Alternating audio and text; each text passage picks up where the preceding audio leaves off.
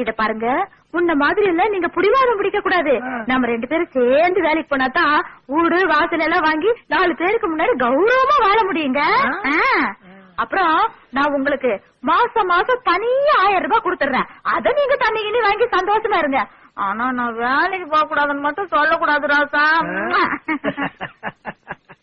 ஏண்டி, ஒரு மாசம் வேலைக்கு போன உனக்கே இவ்வளவு கிரிமினல்லாம், வருஷம் பூரா தெருநாய் மாதிரி சுத்திக்கிட்டு இருக்க எனக்கு எவ்வளவு கிரிமினல்.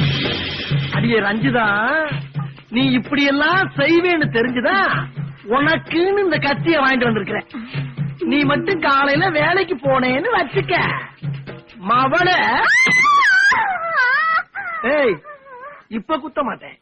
காலையில வேலைக்கு போனேன்னா எப்படி குத்துவேங்கிறத குத்தி காட்டியிருக்கேன். வேலையா உசுரா முடிவு பண்ணிக்க.